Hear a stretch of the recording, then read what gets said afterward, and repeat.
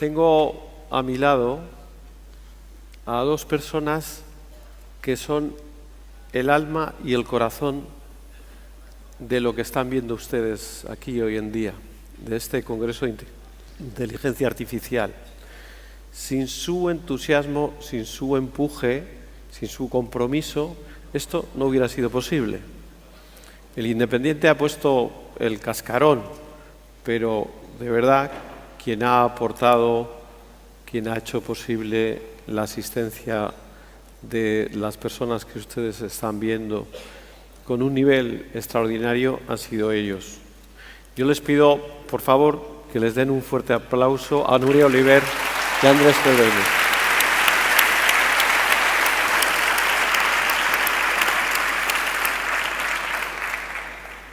Para mí es un placer estar con ellos porque son personas que tienen la capacidad de explicar las cosas complejas con un lenguaje muy asequible.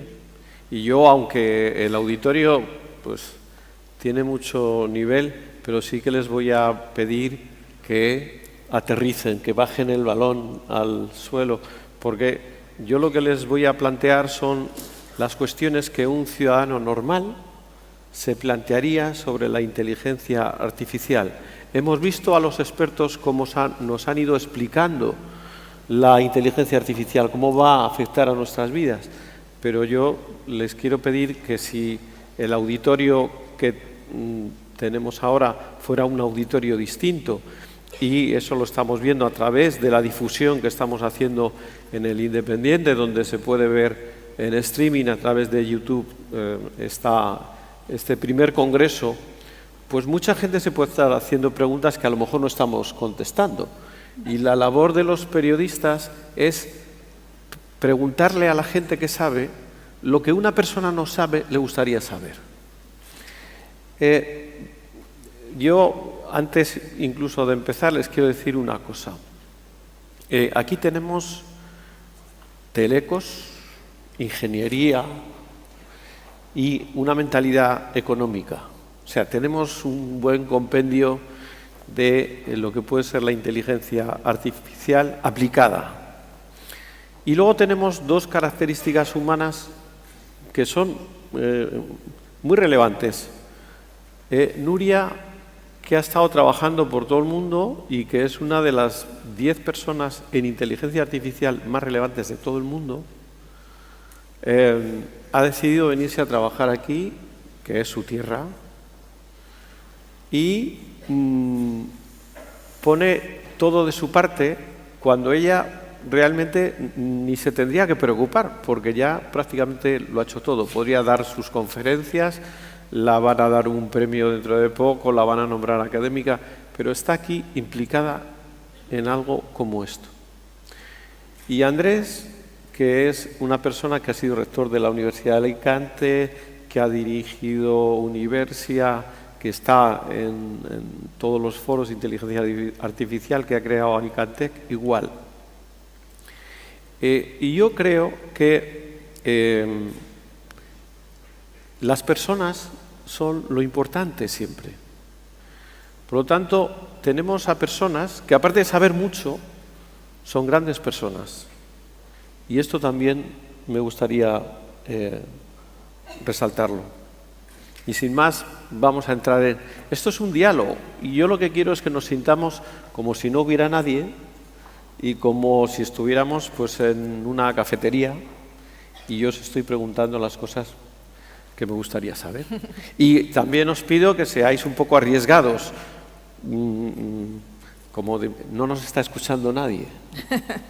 O sea que no digáis, como dijo Alex esta mañana, no me he traído, ¿no?, la bola de adivinar, porque a lo mejor incluso tenéis que adivinar algo. Por ejemplo, yo lo que me planteo es, hemos visto la velocidad a la que va todo esto. Os pregunto a los dos, ¿cómo será la vida normal, la vida en una empresa, la vida para un ciudadano, dentro de 5 años? ¿En qué habrá cambiado fundamentalmente la vida para una persona normal? ¿Cómo te lo imaginas tú, Núria? Dentro de 5 años, bueno, yo creo que será bastante similar a la vida actual. Realmente 5 años es, aunque vaya muy deprisa la tecnología, al mismo tiempo no es tanto tiempo. El contexto de la inteligencia artificial, sin duda, estará aún más presente en nuestra vida diaria.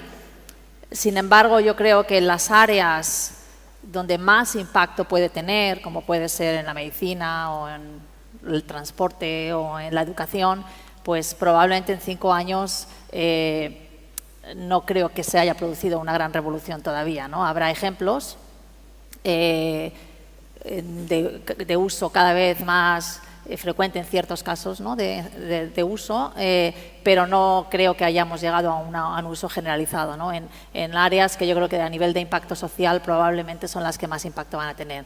A nivel comercial, en el contexto de los servicios de Internet que utilizamos en nuestro día a día, ¿no? O dispositivos inteligentes, bien sea dispositivos que llevamos puestos o dispositivos en nuestras casas, pues en 5 años yo creo que bueno, la expectativa es, en todos estos elementos es de un crecimiento exponencial, ¿no? En el que pues, dentro de 5 años habrá mucha más adopción y mucha más presencia en nuestra vida, ¿no? Pero en las áreas, yo creo, de gran impacto, 5 años no son muchos años todavía.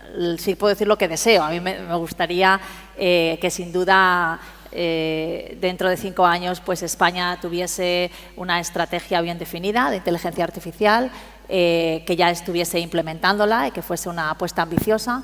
Me gustaría que el nivel de uso y beneficio por parte de nuestras pequeñas y medianas empresas y por parte de nuestras administraciones públicas, de todos los avances, ¿no? que hemos comentado hoy, pues fuese mucho más generalizado. Que cuando alguien pregunta quién está utilizando inteligencia artificial en sus empresas, pues la mayoría de la gente levantase la mano. Eso es lo que me gustaría.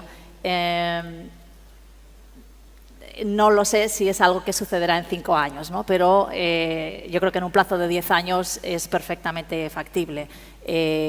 Idealmente, si tuviésemos las cosas claras hoy, sí sería factible en 5 años, pero yo creo que estamos un poco retrasados con respecto a otros países, ¿no? Internacionalmente, donde ya tienen claridad con lo que quieren hacer y es más ejecutarlo, ¿no? Andrés, ¿tú crees que en ese plazo de 5 años podremos ya tener como apoyo de los médicos un diagnóstico, como hemos visto antes, que puede realizar una máquina, un ordenador, nos puede apoyar la labor diagnóstica de un médico? ¿Eso puede ser real ya en 5 años?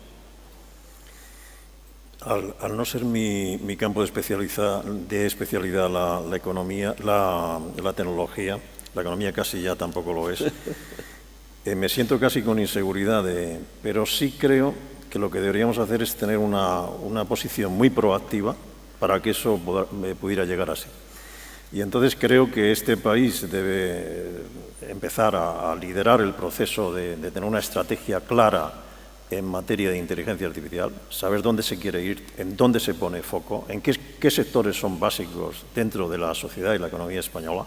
Y efectivamente, nuestra salud es buena y, por lo tanto, la inteligencia artificial, cuando estamos hablando de una revolución donde la computación genética, la cirugía de precisión, los wearables que emiten una cantidad de data específicamente de cada persona, todo esto es una revolución en cierre que la salud, la sanidad, puede ser un acreedor de un uso espectacular de la inteligencia artificial, incluso la personalización de los servicios.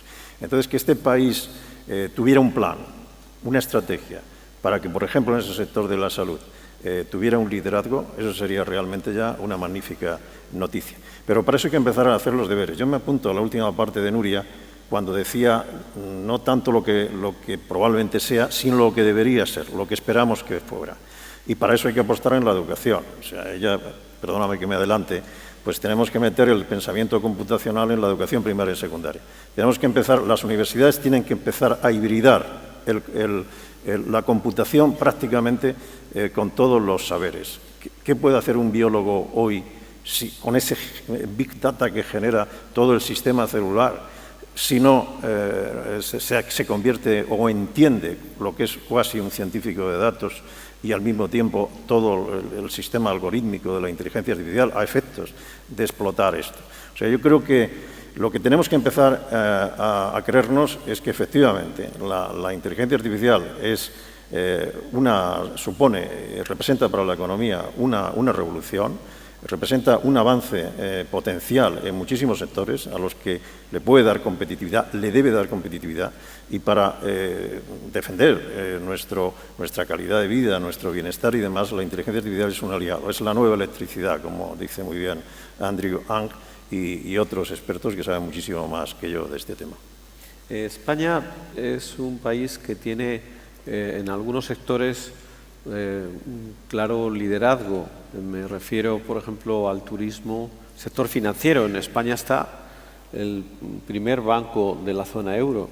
En agricultura también tenemos zonas que son la envidia de Europa, sobre todo en el área de Levante.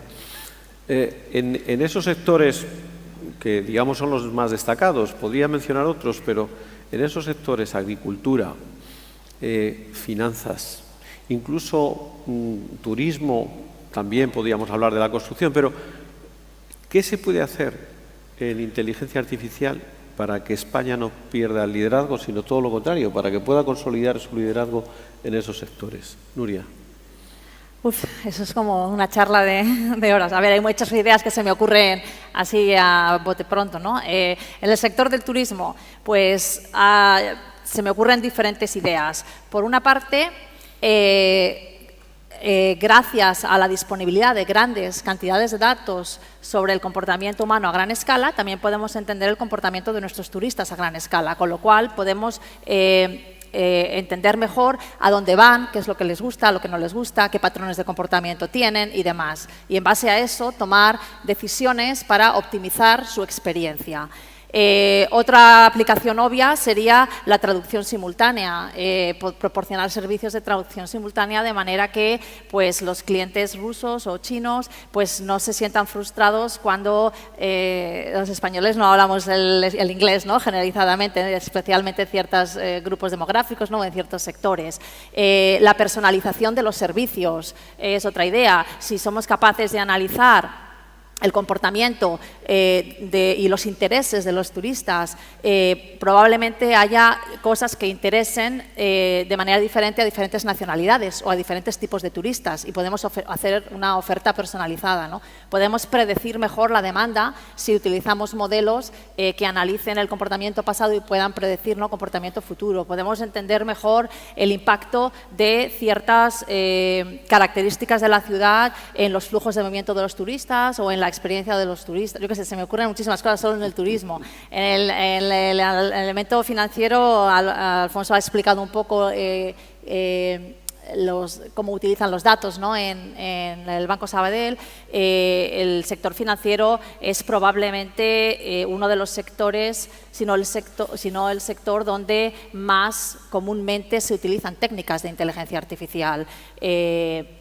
Las transacciones en bolsa, la gran mayoría son algoritmos transaccionando los unos con los otros, ¿no? Y por eso a veces si hay algún glitch en alguno de estos algoritmos se produce un colapso de la bolsa y tienen que cerrarla y borrar, ¿no? Las transacciones anteriores. Entonces es un sector que desde el punto de vista de la aplicación de ciertas técnicas de inteligencia artificial, en particular técnicas de analítica de datos avanzada, utilizando en algunos casos cada vez más, ¿no? Machine learning, está muy maduro, ¿no? este área. Y luego decías la agricultura. La agricultura es un sector más emergente. Una parte que utiliza inteligencia artificial donde se está aplicando el contexto de la agricultura son los drones, el uso de drones para diferentes fines agrícolas, y estos drones, si son autónomos, obviamente están siendo conducidos, ¿no? por software, ¿no? Por sistemas de inteligencia artificial, pero también se pueden, de nuevo, si tenemos datos sobre la meteorología, tenemos datos sobre las características del suelo, la cantidad de agua, características de las semillas que hemos plantado, ¿no? Y tenemos información sobre la producción que han dado esas semillas, pues podemos construir modelos que a lo mejor nos permiten entender por qué, pues yo qué sé, en este terreno funciona muy bien algo, ¿no? Y en otro terreno no. Y luego otro área que también de investigación donde la inteligencia artificial nos va a ayudar y que la necesitamos, que está relacionado con la agricultura, es en el área del cambio climático. Entender mejor y predecir, sobre todo, el cambio climático que es innegable, ¿no? Que se está produciendo y permitirnos anticiparnos a las consecuencias, ¿no? Que puede tener el cambio climático, la desertificación de ciertas zonas, la subida de las temperaturas, ¿no? En zonas, los fenómenos meteorológicos extremos que se están multiplicando, ¿no? En los últimos años en comparación a las décadas anteriores, y ahí necesitamos también de nuevo técnicas predictivas que en base a datos puedan ayudarnos a predecir mejor el futuro, ¿no? Andrés. Bueno, pues creo que efectivamente el sector turístico tiene ahí un gran reto.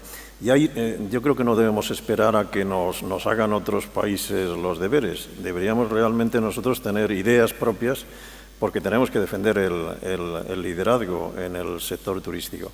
Y yo creo que una diferenciación precisamente es conocer a fondo, explotar nuestro data para conocer todos los segmentos y motivaciones que tiene nuestro turismo, desde el turismo gastronómico, el patrimonial o el de sol y playa masivo, etcétera, etcétera.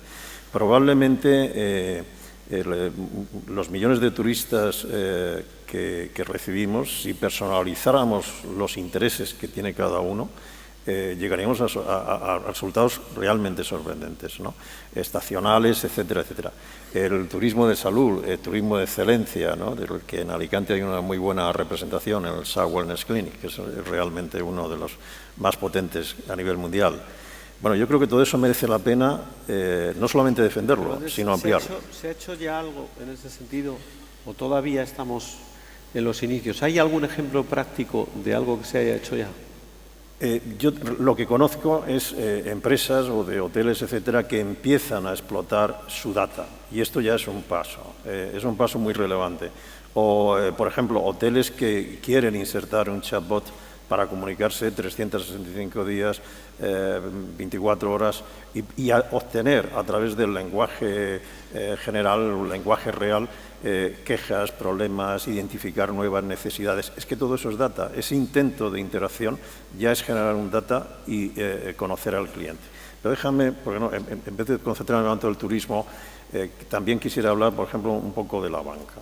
Yo creo que la banca, no lo digo yo, lo dice, por ejemplo, el presidente del BBVA, tiene delante de sí una gran disrupción.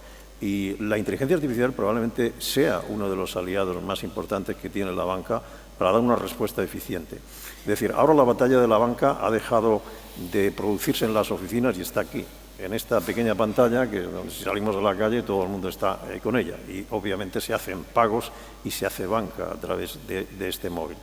Lo que sucede en esta pantalla y la psicología del usuario en relación al móvil lo conocen muchísimo más los gigantes tecnológicos que cualquier banco del mundo. Y a partir de ahí una desventaja.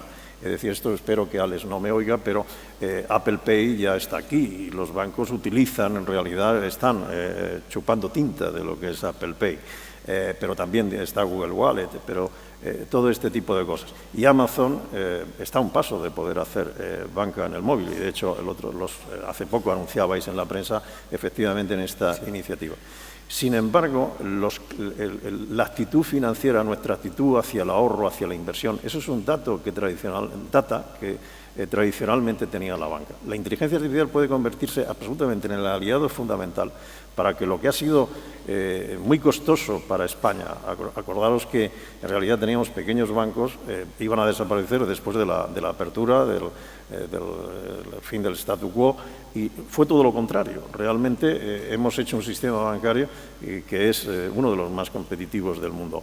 La supervivencia, en mi modesta opinión, como economista, yo creo que la supervivencia de este sistema bancario, la eficiencia, está en profundizar en el usuario, en darle servicios de mucha calidad, personalizar el servicio. Y eso lo puede hacer, sin duda, la inteligencia artificial. En este sector, como en otros sectores, no me voy a repetir lo que ha dicho Nuria, porque además lo ha dicho clarísimamente, merece la pena tener una estrategia muy proactiva en inteligencia artificial y ambiciosa. La semana pasada Nuria me invitó a su casa a desayunar y estuvimos hablando de estos temas. Y cuando yo me marchaba de su casa, su hijo mayor me asaltó con una pregunta. ¿Cómo puedo distinguir una información cierta de una que no lo es?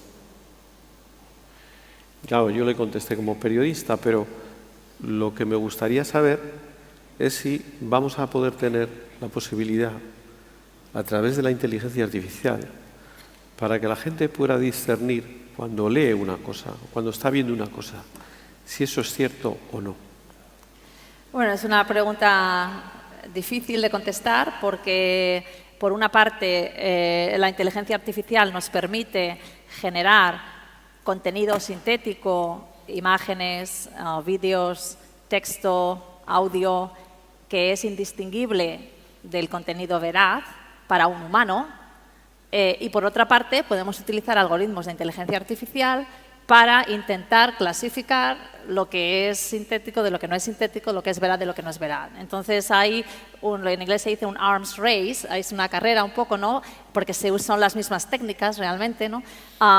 Entre la sofisticación del poder generar contenido sintético y la sofisticación de los métodos para poder distinguir si es sintético o no. Entonces, muchas veces lo que se hace es que se intenta embeber algún tipo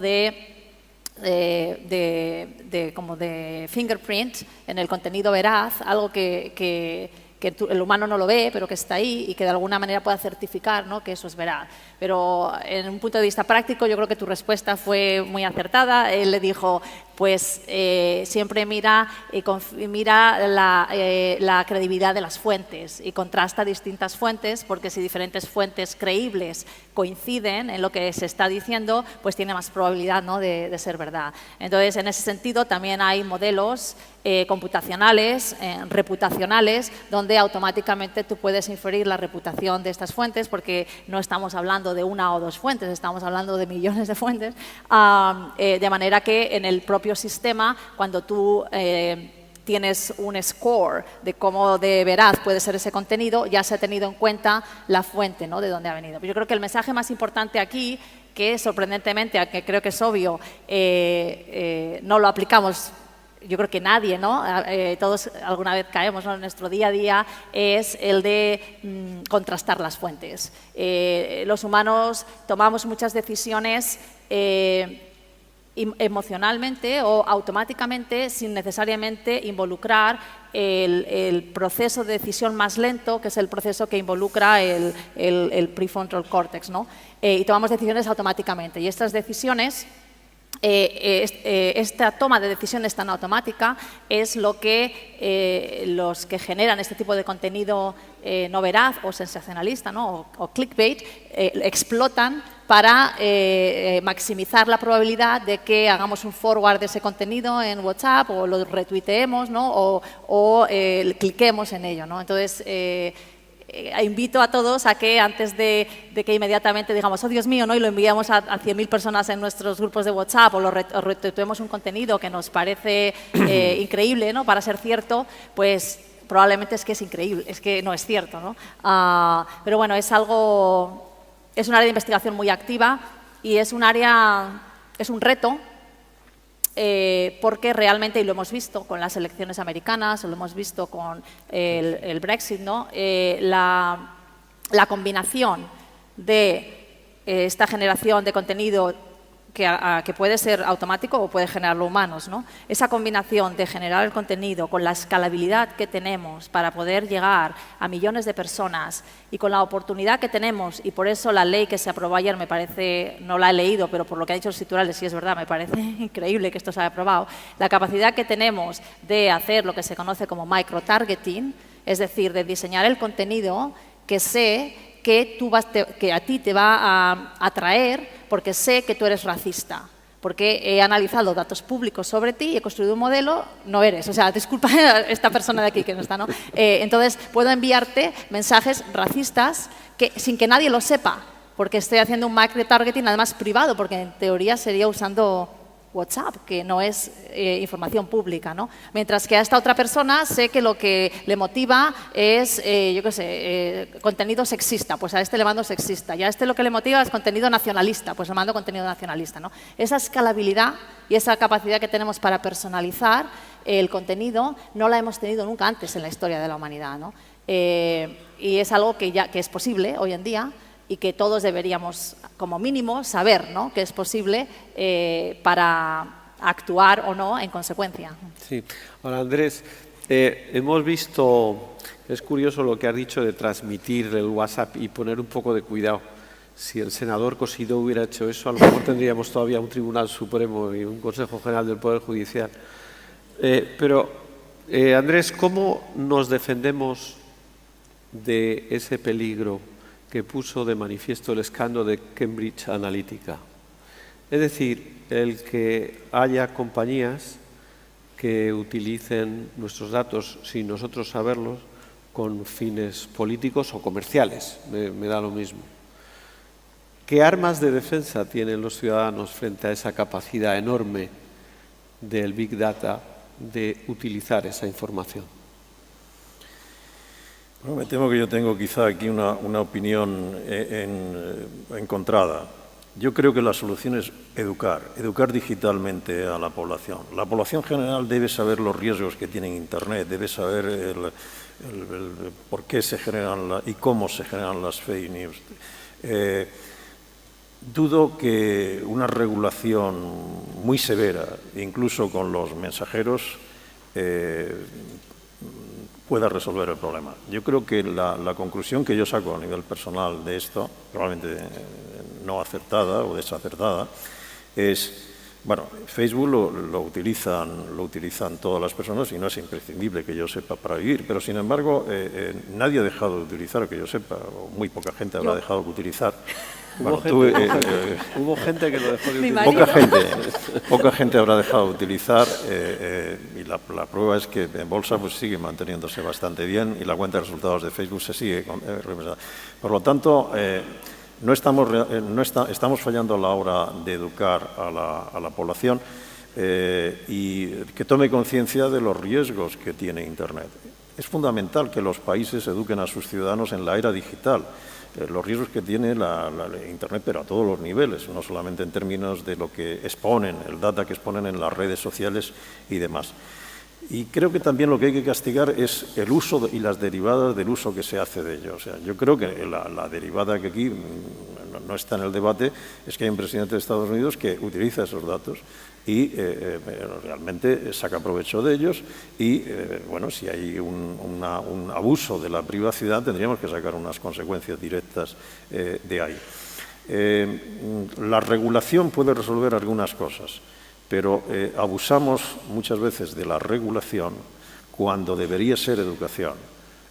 Yo no conozco muy poca gente que haya dicho a las cookies que no, o que lo único que hacen es que nos tapan la pantalla, yo me cargo la hacemos más difícil la navegación.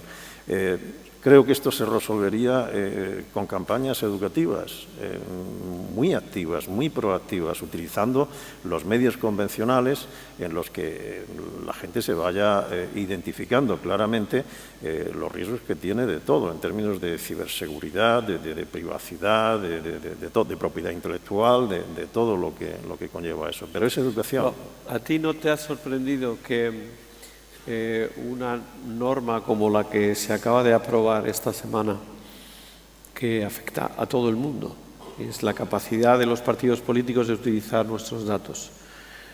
La mayoría de los ciudadanos ni siquiera saben que eso se ha hecho, ni siquiera son conscientes de lo que se ha aprobado. Claro, como le interesa a todos los partidos, no ha habido ningún partido que haya dicho que no, pero Podemos, a mí eso creo que lo sí, rechazó en el Senado. pero en el último momento a raíz de la generación de un debate público, porque al principio iba a votar que sí también.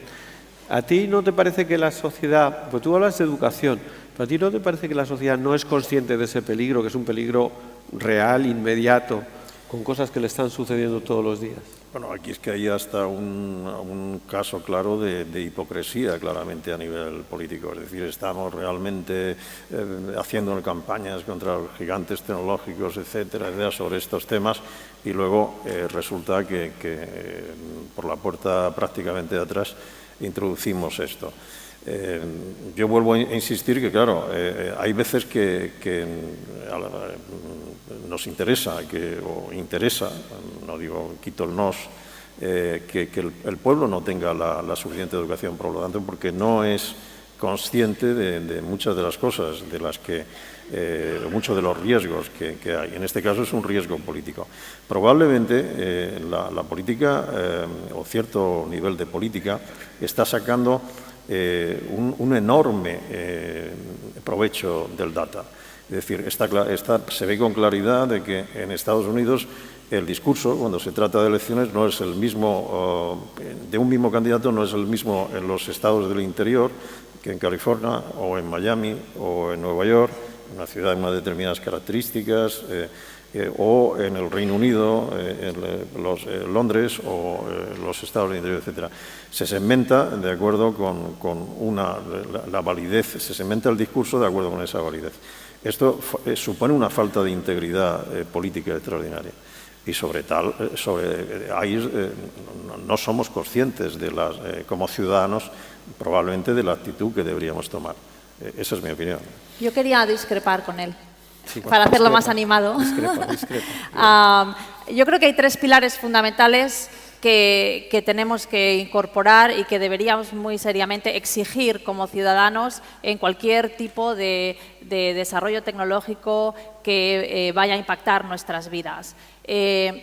Soy la primera que llevo defendiendo la inversión en educación en todos los niveles, tanto formal como no reglada, ¿no?, o informal, desde hace muchos años. Y la educación es un pilar, es uno de estos 3 pilares, pero la educación va a ser una solución a medio o largo plazo. Llevo defendiendo tanto la reforma educativa que, bueno, no tengo mucho éxito en mis peticiones, pero vamos, eso no va a suceder mañana, pero en cualquier proceso de transformación, ¿no?, de educación lleva tiempo. Entonces yo creo que el segundo pilar, y ahí discrepo contigo, es la legislación y la regulación. Creo que debemos exigir como ciudadanos una legislación y regulación inteligentes, y el adjetivo de inteligente es muy importante aquí.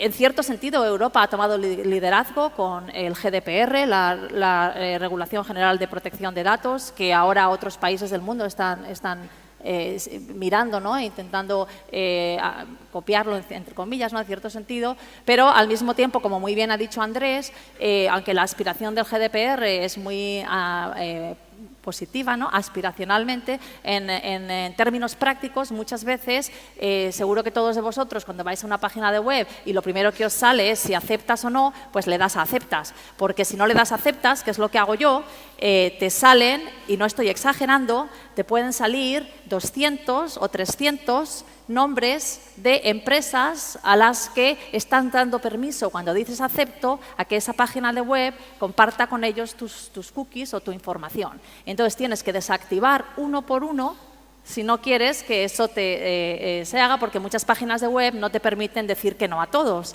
con lo cual están poniendo la carga en los ciudadanos. Efectivamente están siendo compliant con el GDPR, pero yo de hecho en un ejemplo me di por vencida, dije mira, paso, digo acepto, porque llevaba media hora clicando que no a 300 empresas, y entonces digo esto es insoportable.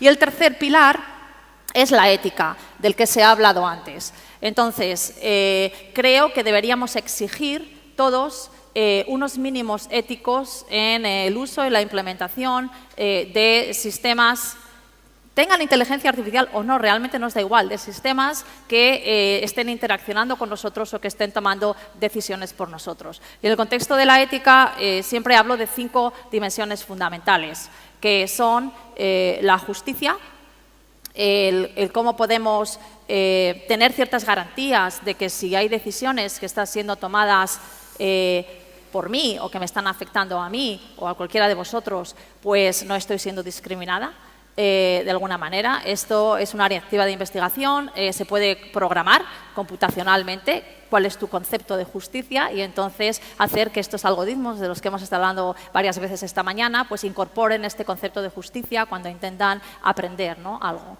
La segunda dimensión es, bueno, es que en inglés es fatten, son 5 letras, y entonces estoy diciendo según las letras. Entonces, la segunda dimensión es doble, es autonomía. La autonomía es un principio ético fundamental en la ética occidental. Y digo en la ética occidental porque, como ha dicho Jessica Koshar antes, cuando en una de las discusiones, tenemos que contextualizar la tecnología a la sociedad o a los casos de uso donde esté siendo aplicada. No es lo mismo utilizar un cierto servicio aquí en Alicante que utilizarlo en Maputo, en Mozambique, o que utilizarlo en una isla pequeñita del sureste asiático, ¿no? Y al mismo tiempo esa tecnología está siendo diseñada por grupos muy homogéneos, ¿no? Pero bueno, la autonomía lo que dice es que el principio de autonomía dice que los seres humanos deberíamos ser dueños, decidir autónomamente, ¿no?, ser dueños de nuestras propias decisiones y nuestras propias acciones.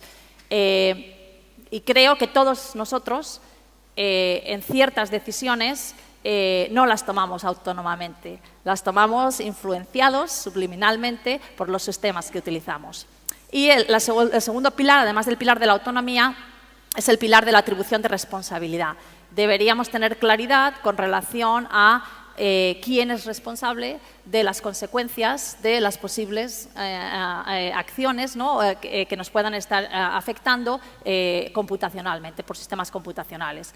El tercer pilar es la transparencia, y ahí el GDPR intenta hacer un esfuerzo, ¿no?, de transparencia. Transparencia significa que un ciudadano o ciudadana medio pueda entender cómo funciona el sistema que están utilizando o por qué ciertos comportamientos o ciertas decisiones están siendo las que están siendo.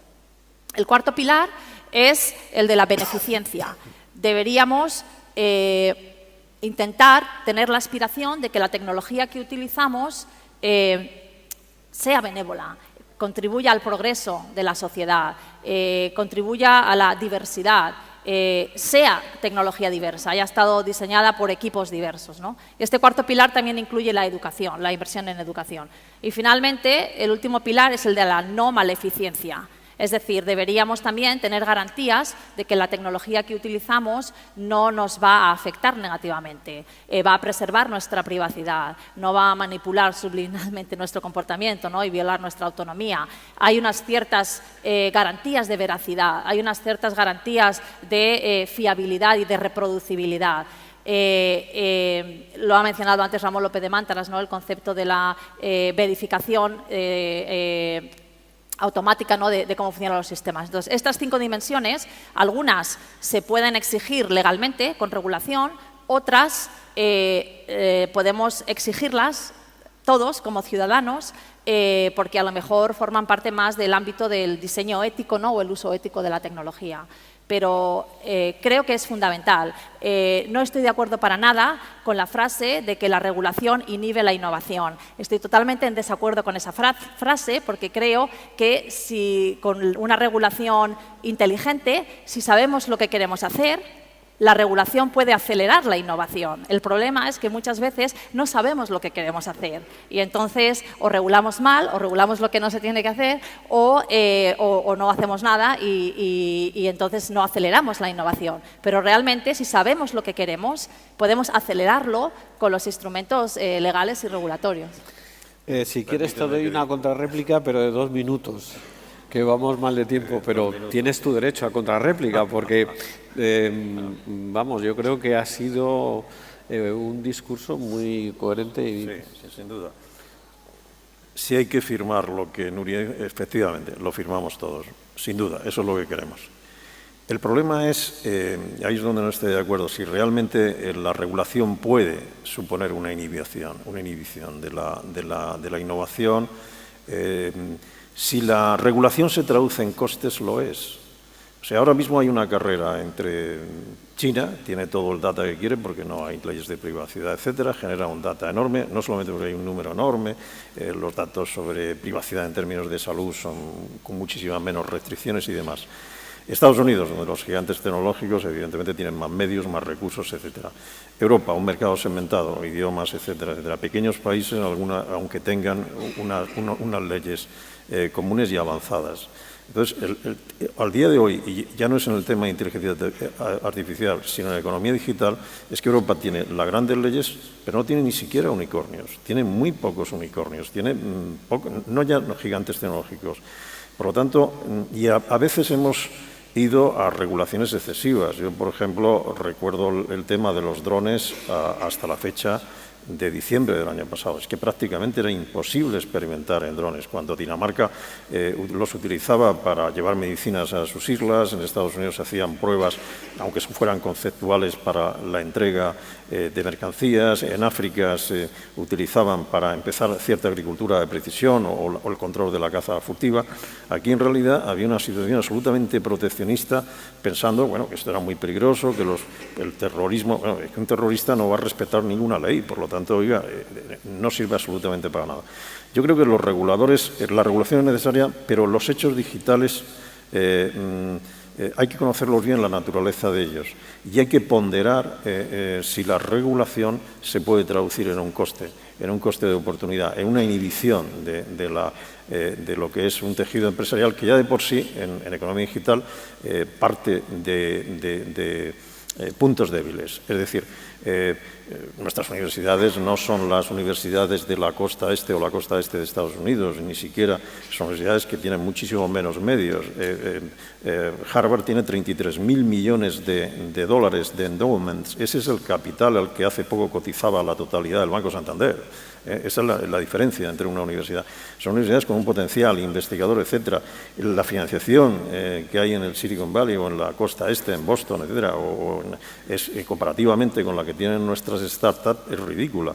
Entonces, sobre esa base, en vez de si encima tenemos una regulación que se traduce en costes, nos inhibe más ese Claro, pero eso no es una regulación inteligente. Imagínate que hay una regulación en la que tú tienes incentivos, en la que realmente lo que te hace es hacer el camino más fácil en lugar de hacer el camino más difícil, ¿no? Por eso digo, si sabemos lo que queremos hacer, con regulación podemos acelerar eso que queremos hacer. Lo que pasa es que muchas veces no sabemos lo que queremos hacer o quienes regulan no entienden lo que queremos hacer, ¿no? Y volvemos a la educación, pero más en el contexto de la clase política, ¿no? Y los decision makers. Este es un debate, como ven, interesantísimo, que daría para una mesa, para que hiciéramos solamente el debate sobre regulación y si la regulación... En Europa somos demasiado aficionados a la regulación. Entonces, regulamos tanto que cuando las actividades empiezan, los demás ya nos llevan 500 kilómetros de distancia. Claro que tampoco podemos ser como China. Para hacer lo que China tendríamos que ser una dictadura comunista. Pero déjame que haga un pequeño... suscribiendo todo lo que ha dicho Nuria. Efectivamente, regulación inteligente. Y eso es muy importante, que efectivamente esa regulación sea inteligente. Hay que ponderarlo. Pero deberíamos partir de una cosa que en términos de la inteligencia artificial, que se supone que va a destruir empleos, etcétera, yo me obsesionaría con precisamente la capacidad y el potencial que tiene la economía de generar empleos. En un país donde en crisis salió 1 millón de jóvenes, y precisamente por una crisis de los sectores tradicionales, fue una crisis no de la economía digital, sino del ladrillo, de una crisis inmobiliaria, etcétera, etcétera, y perdimos 1 millón de jóvenes, la mayoría de ellos muy bien formados, y todavía al día de hoy, después de años de recuperación, tenemos una tasa de desempleo juvenil, que el único país de Europa que nos gana es Grecia. Tendríamos que obsesionarnos por la empleabilidad. Tenemos carencia de ingenieros, tenemos déficit de formación relacionada con las STEM. Es decir, se calcula que en los próximos 4 años necesitamos 1.250.000 empleos solamente en España derivada de esa clasificación. Y el sistema solamente es capaz de generar 250.000. O sea, estamos hablando de un tema donde deberíamos efectivamente decir, señores, tenemos un serio problema en el empleo, tenemos una sociedad con una pirámide poblacional muy envejecida que tiene problemas para mantener su estatus económico y la economía digital hay que regularla inteligentemente para que haya startups, haya vida digital, haya inteligencia artificial en las empresas de aquí, porque nos jugamos la competitividad de nuestro sistema económico. Bueno, tenemos muy poco tiempo. Manuel Bonilla me está mirando con unos ojos amenazadores, como si fuera HAL 9000. Terminator. Y os voy a hacer ya la última pregunta y con esto terminamos. Y, igualmente, con brevedad, si tuviéramos aquí sentado al Consejo de Ministros, tuviéramos al Gobierno y os dijeran, os haremos caso en lo que nos digáis, que no es verdad, ¿qué le pediríais al Gobierno? Que saquen el libro blanco de inteligencia artificial. Probablemente eso sería lo más práctico en el contexto de la inteligencia artificial y que viniesen a mi charla de toma de posesión, porque como va a ser sobre inteligencia artificial, así pues pueden aprender un poco, ¿no? Yo creo que la educación en temas tecnológicos en los políticos es crítica. Yo creo que no le estamos dando la importancia que merece. Están tomando decisiones como la de ayer sobre temas que ampliamente desconocen, donde el nivel de conocimiento es un nivel de conocimiento similar al de un ciudadano o ciudadana medio, es decir, muy bajo. Creo que deberíamos exigir, como ciudadanos, que quienes nos representan fuesen competentes en las materias sobre las que toman decisiones.